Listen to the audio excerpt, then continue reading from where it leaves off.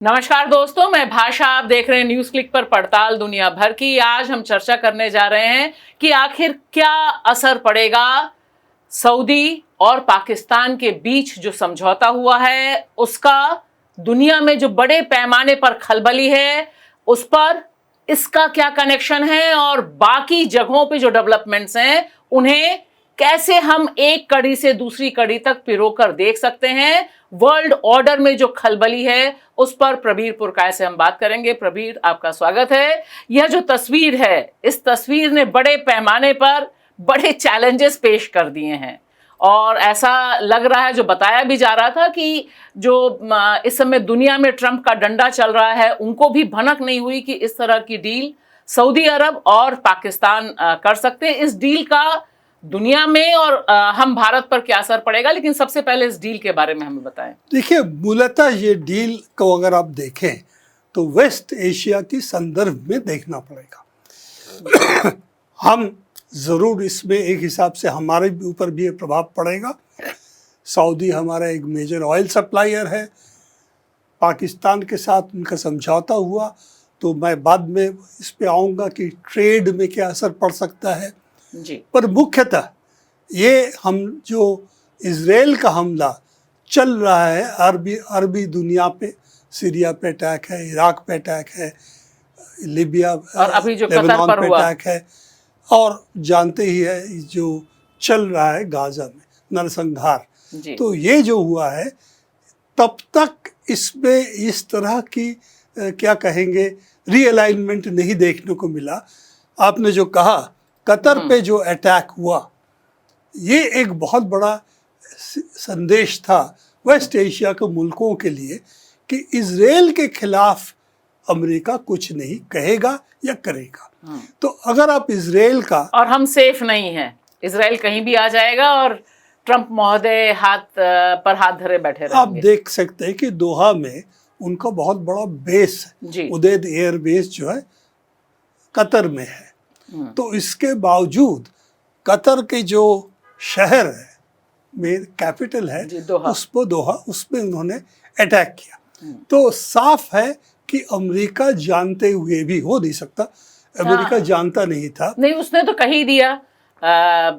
Israel ने कहा कि हमने अमेरिका को बता दिया था, ट्रंप ने कहा हमने बता दिया था, हमें पता था, हम कुछ कर नहीं सकते थे। नहीं, बताया जो है, दोहा ने उसका जवाब दिया कि हाँ, मिसाइल स्ट्राइक का 2 मिनट पहले बताया जी, ठीक है ना। तो साफ है कि इस बताने का कोई मतलब नहीं था।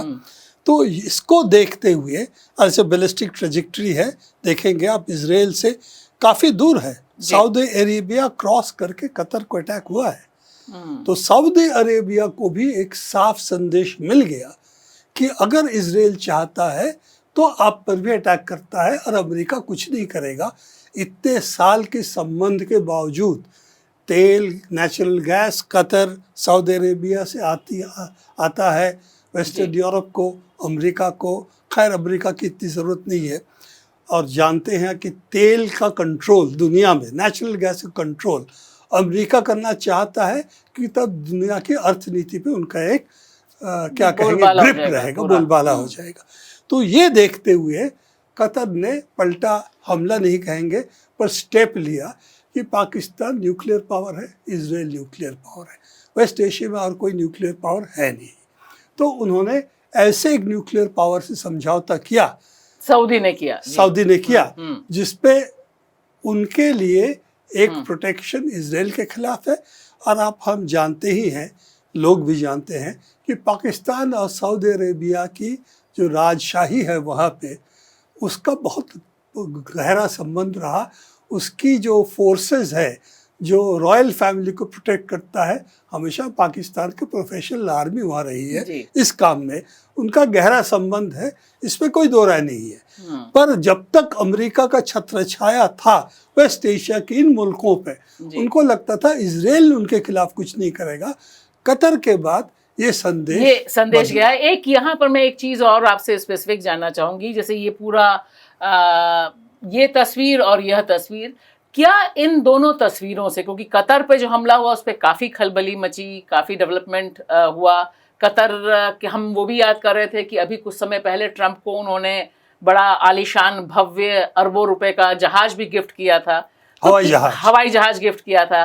तो क्या यह माना जाए कि यह जो डेवलपमेंट है ये पूरे इस इलाके में जो अमेरिका की पैठ थी, क्योंकि हर चाहे सऊदी हो या कतर हो या बाकी देश हो, ये अभी तक अमेरिका के साथ बीन बजाने वाले रहे हैं देश, कभी गए नहीं। फिलिस्तीन में कुछ भी होता रहे, लेकिन इन लोगों ने कभी भी अपनी लॉयल्टी अमेरिका से शिफ्ट नहीं की। तो क्या it is a shift in their loyalty? देखिए, ये जो आप कह रहे हैं ना, मैं इससे थोड़ा सा हट के कहना चाहूँगा। अपना अस्तित्व बजाय रखने के लिए फिलिस्तीन वगैरह चीज़ों पे बात की है। ये भी है कि सीरिया में असद सरकार के खिलाफ इन्होंने हस्तक्षेप भी किया है जी। तो वहाँ पर जो इस्लामिक फोर्सेस है, एक हिसाब से कतर उसको समर्थन भी करता है, सऊदी भी उसको समर्थन करते हैं, हम जानते हैं इस चीज़ को। तो ऐसा नहीं, दोनों की राजनीति एक साथ पूरी तरह से अलाइंड थी। वेस्ट एशिया में फ़र्क आए थे, पर उनको लगता था कि अमेरिका का छत्र छाया है, इजराइल उन पर अटैक नहीं करेगा। इजराइल ने कतर पे हमला करके बता दिया कि आपको भी हम कभी भी अटैक कर सकते हैं, और जितना दूरी में मार किया, सऊदी अरेबिया क्रॉस करके सऊदी अरेबिया को समझ में आ गया कि हमारा अब सिर्फ अमेरिका से समझौता करने से हमारा अम्ब्रेला नहीं रहेगा, तो इसीलिए पाकिस्तान से भी उन्होंने समझौता किया। पर मैं बताना चाहूँगा जो दूसरा पक्ष ये है कि हमारे ऊपर क्या असर पड़ता। लोगों का ये कहना है कि हमारे ऊपर ख़ास असर पड़ेगा नहीं पड़ेगा, क्या सऊदी हमारा खिलाफ हो जाएगा, ये सवाल नहीं है। और ज़्यादा उनको दिक्कत इस बात से है कि पाकिस्तान से टाई अप हुआ, पाकिस्तान हमारा दुश्मन है, तो फिर हम कैसे उसे डिफेंड करेंगे। जियो स्ट्रेटेजी सिर्फ इंडिया पाकिस्तान नहीं है। पाकिस्तान खिलाड़ी जो है ना, जैसे हम दूसरे इलाके में खेलते हैं, हमारी भी रोल रहा है, वेस्ट एशिया में है, अफ्रीका में है, साउथ ईस्ट एशिया में जी। हमारे भी तो संबंध है दूसरे मुल्कों से। पर यहाँ पर जो चीज़ है कि हमारा सिर्फ ये नहीं देखना चाहिए पाकिस्तान और इंडिया के बीच में क्या होगा। पिक्चर बड़ी है, पिक्चर बड़ी है। और यहाँ पे आप बहुत ही खूबसूरत नक्शा है जिसे आईमैक को एक्सप्लेन किया जा रहा है, India middle east Europe economic corridor. इसका चर्चा हम पहले भी कर चुके हैं। यूरोप को इंडिया से कनेक्ट करने के लिए इजराइल, सऊदी अरेबिया, इसके बाद यूनाइटेड अरब एमिरेट्स होते हुए समुद्र के जरिए इंडिया आएगा, गुजरात और मुंबई जी। हाँ, तो इसका मतलब है कि पाकिस्तान वगैरह इलाकों से जाने की जरूरत नहीं है। पर इसके लिए चाहिए कि वेस्ट एशिया में सऊदी अरेबिया और इजराइल के बीच में कोई समझौता हो, तभी तो हो सकता है। हाँ, मतलब ये दोनों टॉकिंग टर्म्स पे हों और तैयार हो जाएं कि हमारी एक कोशिश थी ट्रम्प का कि Saudi Arabia, United Arab Emirates, इनको इजराइल के साथ समझौता कराया जाए। अब गाज़ा पे हमले के बाद उसका संभावना इस वक्त ख़त्म है, क्योंकि लोग जो समझते हैं ना, वो कहते हैं अरब स्ट्रीट्स, इसका मतलब अरब देशों की जनता। तो वो जनता इसके बाद अगर वो इजराइल के साथ समझौता करेंगे तो उनकी गद्दी हिल जाएगी। तो और सऊदी अरेबिया बहुत बड़ा मुल्क है और उसमें काफ़ी ऐसे असंतोष रहा है उनकी राजशाही पर। तो इसीलिए इस अरब स्ट्रीट्स की, अरब जनता की जो आक्रोश है गाज़ा में जो चल रहा है, उसके देखते हुए आईमैक कॉरिडोर ऐसे भी पहले संभावना कम हो रही थी, पर इसके बाद पाकिस्तान और सऊदी अरेबिया की जो एग्रीमेंट हुआ है, लगता नहीं इजराइल और सऊदी अरेबिया मिलके एक कॉरिडोर बनाएगी भारतवर्ष के लिए। तो सबसे पहला जो नुकसान होगा भारत को वो आईमैक का हो सकता है। हमें तो लग रहा था वैसे भी होने का संभावना गाज़ा का हालत देखते हुए नहीं था, पर यह साफ कर दिया तस्वीर कि अब जो है आईमैक कॉरिडोर के बर्फ का घर में कहते हैं ना, वो चला गया है। अभी जल्दी कुछ होने वाला नहीं है जब तक इजराइल और वेस्ट एशिया में और ख़ास तौर से पैलेस्टाइन के इशू लेके एक समझौता न हो, जिसका आसार इस वक्त है ही नहीं, तब तक ये आईमैक कॉरिडोर ठंडे घर में है, मान के चलना पड़ेगा जी। और इसी के साथ साथ क्योंकि हम चर्चा कर रहे हैं गाज़ा की सुलगती हुई तस्वीरें हमारे सामने हैं, ग्राउंड में जाकर वहाँ से तमाम फिलिस्तीनियों को निकालने की तस्वीरें सामने हैं। ये जो एक पूरा का पूरा इलाका है वेस्ट एशिया का, इसमें क्या किस तरह की चर्निंग गाजा को लेकर आपको लगता है कि हो रही है? यह भी काफ़ी एक इम्पॉर्टेंट सवाल है कि फाइनली किस दिशा में यह पूरा इलाका जाएगा। देखिए, इस इलाका का जो केंद्र बिंदु है ये सर्कल के अंदर पहला देखे, इस पे कोई दो राय नहीं है कि अगर जॉर्डन, इजिप्ट ये एक स्टैंड न ले इजराइल को रोकने के लिए, गाजा में ये आम कत्ल जो हो रही है, जेनोसाइड जो हो रही है, उसको रोक नहीं पाएंगे। सबसे बड़ा भूमिका इसमें जो है ना, इन मुल्कों का नहीं है, सबसे बड़ा भूमिका है अमेरिका का और यूरोप का, क्योंकि यही देश है जो इजराइल को पैसा दे रहे हैं, आर्म्स एम्युनिशन दे रहे हैं और पॉलिटिकल कवर दे रहे हैं। पर परिवर्तन ये हुआ है कि उन देशों के लोगों के अंदर भी ये भावना इस वक्त है कि जेनोसाइड हो रहा है, तगड़े प्रोटेस्ट हो रहे हैं। और ये जो कुछ देश बाहर भी आ रहे हैं, कह रहे हैं कि अब शुरू किया है, क्या है कि हम पैलेस्टाइन को रिकग्नाइज करेंगे। पैलेस्टाइन रिकग्नाइज करने से जंग बंद नहीं होगा, निश्चित जंग बंद होगा जब आप उनका पैसा और उनका आर्म्स एम्युनिशन जो सप्लाई कर रहे हैं वो बंद करें। और उसको करने के लिए अभी भी एक दो मुल्क है जो यूरोप में कह रहे हैं हम बंद कर देंगे, हम अपने पोर्ट से भी उन चीज़ों को जाने नहीं देंगे, जो कदम अभी तक भारतवर्ष में नहीं लिया। ठीक है ना, तो ये तो देखना। लेकिन अमेरिका पूरी तरह से उसने फिर वीटो किया है यूएन में। देखिए, वीटो करने के साथ साथ ये भी हुआ है, जब कतर पे अटैक हुआ तो उसको सर्वसम्मति से करीब करीब पास हुआ कि ये नहीं करना चाहिए था इसराइल को। पहली बार कुछ ऐसे चीज़ में अमेरिका ने भी समर्थन किया, तो थोड़ा सा हिल तो गया है। आपका कहना है कि कुछ खलबली है? खलबली इसलिए है कि उनकी जो क्लोज एलाइज इस रीजन में है, उनको साथ में लेके कैसे चलेंगे, ये अमेरिका का क्राइसिस है। पर ट्रंप को आप जानते ही, उनको इस बारे में खास दिलचस्पी नहीं है, फर्क नहीं पड़ता उनका, जो हमने कह दिया वही होना चाहिए। पर एक बात तो ये है कि जंग जिस तरह चल रहा है, जिस तरह जेनोसाइड का तस्वीर आ रहे हैं, ये कुछ भी हो जाए, चाहे ये नरसंहार चलता रहे, गाजा के लोगों, गाजा शहर जो करीब पूरा खाली कराया जा रहा है, जो वो उस इलाके में करीब 10 लाख लोग थे पहले, अब उस पर 5-6 लाख की बात कर रहे हैं। कितने वहाँ पर रहेंगे, कितने मरेंगे, और ये जाएंगे कहाँ? और इनको कहा जा रहा है ना कि अब इधर खदेड़ देंगे, अब क्योंकि इसके बाद इजिप्ट के पास पहुंचा देंगे। तो ये जो तस्वीर से साफ है कि गाजा का नरसंहार रोकने के लिए अमेरिका तैयार नहीं है। जब तक अमेरिका तैयार नहीं होगा, पैसा भी मिलेगा, वेपन्स भी मिलेगा और चीज़ चलती रहेगी। और साफ है, इजराइल का खुद का कहते हैं हम को बहुत सारी चीज़ प्रोड्यूस करते हैं, वो उत्पादन करने की क्षमता उनकी है नहीं। उनका करीब करीब मिसाइल का जो स्टॉक था वो ईरान के साथ थोड़े दिन के जंग के बाद, 12 दिन का जंग था, उसी में करीब करीब ख़त्म हो गया था। तो ये यूरोप और अमेरिका का मदद के बिना इजराइल सर्वाइव इकोनॉमिकली नहीं कर सकता, साफ है।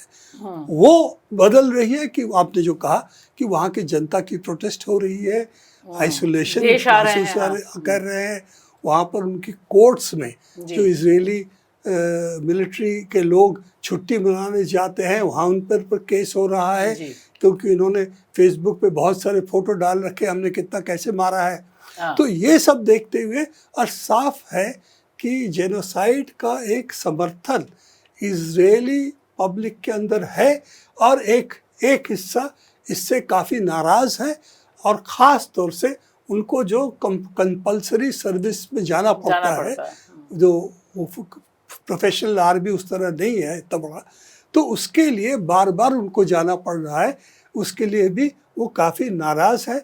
और जो अभी भी 20 लोग शायद अभी बचे हैं जो हॉस्टेज थे, तो उसके लिए भी उनके फैमिलीज भी कह रहे हैं ये तो हमारा हॉस्टेज को रिकवरी का संभावना नहीं है। तो इजराइल जो कर रहा है, इस सब से इजराइल के दुनिया में एक आइसोलेशन साफ दिखाई पड़ रही है, और ये सिर्फ नेतान्याहू के वजह से हो रहा है, ये सब इसराइल में नहीं समझना चाहिए। इसराइल के अंदर एक जनमत है जो इस जेनोसाइड के पक्ष में है, मान के चलना पड़ेगा। पर यह भी है, एक हिस्सा ये नहीं चाहता इतना दूर जाए जब तक हम सारे लोग खत्म ना हो जाएं और सब कुछ, क्योंकि जमीन दोस्त तो सब कर ही दिया बिल्डिंग्स इन लोगों ने।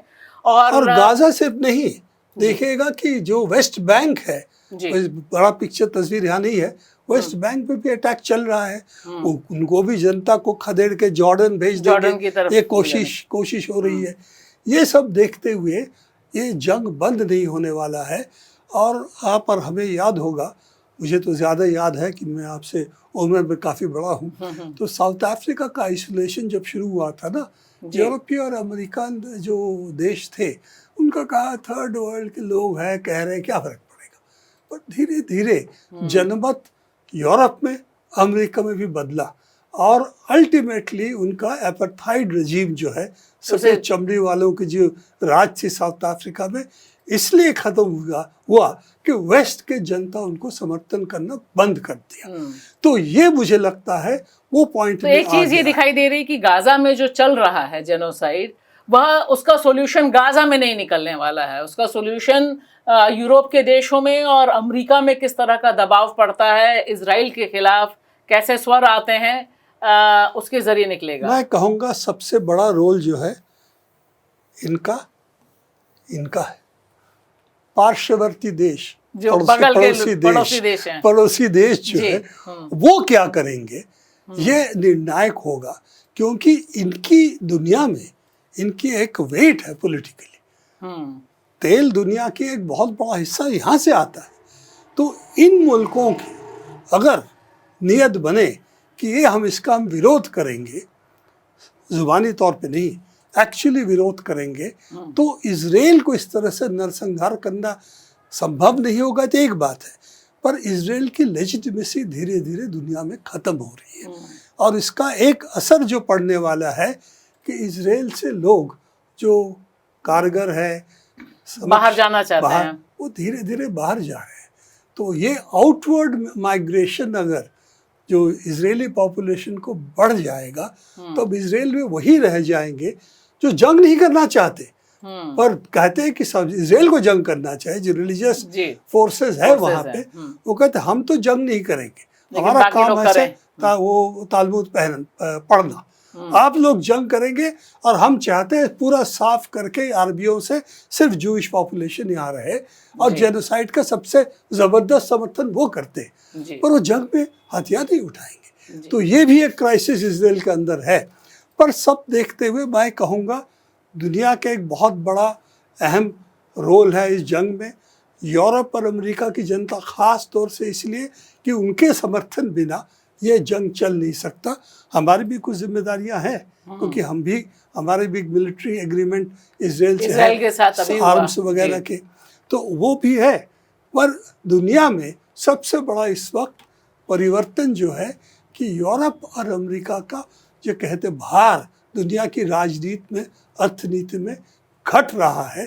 और उसको देखते हुए मैं नहीं समझता हूँ कि ये जेनोसाइड चाहे इस अपने तौर से सफल भी हो जाए, इजराइल के लॉन्ग टर्म इस तरह के एक मुल्क चलाना मुझे नहीं लगता संभव है। तो एक हिसाब से इनकी विक्ट्री, जय, इनकी पराजय भी होगी, मैं मानता हूँ। पर इस पे बहुत बड़ा कीमत गाजा के जनता, फिलिस्तीन के लोगों को दे रही है, और फिलिस्तीन के लोग भी दे रहे हैं, क्योंकि वेस्ट बैंक में भी वही चैप्टर शुरू हो गया है, बहुत पहले से था, वो बढ़ रहा है। और वहाँ भी इतने बड़े पैमाने पे दिख नहीं रहा है, पर वहाँ पर भी लोगों को बाहर निकाल देना, इस रिफ्यूजी कैंप्स में भेज देना, वो जारी है।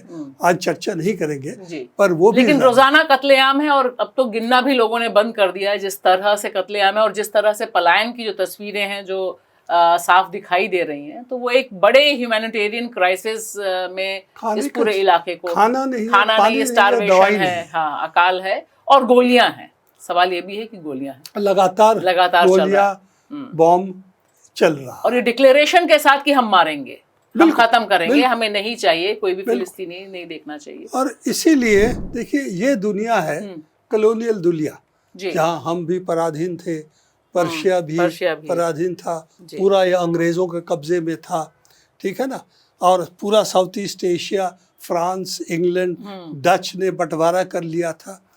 तो जापानीज एम्पायर था जो चीन को आक्रमण किया था सेकेंड वर्ल्ड वॉर में, इसका जिक्र हम कर ही चुके हैं। तो ये धीरे धीरे बदला। आज की दुनिया अगर देखें आप तो इसमें देखिए कितना बड़ा परिवर्तन हुआ है कि आज जो है वेस्टर्न यूरोप, अमेरिका, कनाडा सब मिल के इनका जो सकल घरेलू उत्पाद जीडीपी जिसे कहते हैं जीडीपी परचेजिंग पावर पैरिटी के हिसाब से, परचेजिंग पावर पैरिटी, अब डॉलर रुपये का नहीं करते, खरीदने का शक्ति कितना देखे तो देखेंगे कि ये देश है, रशिया है, इंडिया है, चाइना है ही, ब्राजील है, दूसरे एशियन देश भी है, ब्राजील भी है। इनका भार कॉलोनियल पावर्स, जो चंद 6-7 कॉलोनियल पावर्स थे जो दुनिया का आप कहते ना G7 तो वही है बेसिकली, वो तो वही है जो कॉलोनियल या सेटलर कॉलोनियल देश थे, गुलाम बनाने वाले, वो उनका कमज़ोर हो गए हैं इकोनॉमिकली, जो दुनिया पे एक ज़माने में पूरा कंट्रोल करते थे। तो ये पिछले 50-60 साल में, 70 साल में ये जो तब्दीली हुई है, वेस्ट एशिया इससे अलग नहीं है।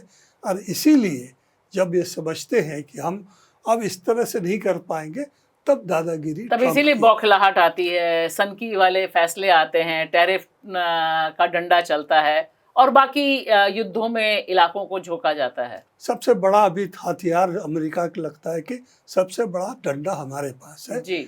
डंडा अगर मेरी है तो भैंस भी मेरी दुनिया में होनी चाहिए। तो ये इकोनॉमिक वॉर जो ट्रम्प एक तरह से कर रहा है, टैरिफ वॉर के नाम से जो आपने कहा अभी, वो वही है। तो पर इकोनॉमिक रियलिटी जो है पॉलिटिकल रियलिटी में बदलेगी, आज नहीं तो कल, उसका अंदेशा इस तस्वीर से मिलता है। चलिए, उम्मीद पर दुनिया कायम है और हमारे शोज भी कायम है, तो इसका पॉलिटिकल रिफ्लेक्शन कैसे होता है। लेकिन एक बात साफ है कि जो ग्लोबल वर्ल्ड ऑर्डर जिसे लेकर वो लगातार कह रहे थे कि विश्व ऑर्डर में तब्दीली नहीं हो सकती, हम ही राजा हैं, तो कई तस्वीरें आ रही हैं जिस पे हमने शुरुआत की कि सऊदी और पाक का मिलना, फिर भारत और अमेरिका की जो खलबली है। गाज़ा एक क्रिटिकल पॉइंट है हम सबके लिए, जिस पर हम आपके साथ निगाह बनाए रखेंगे। शुक्रिया।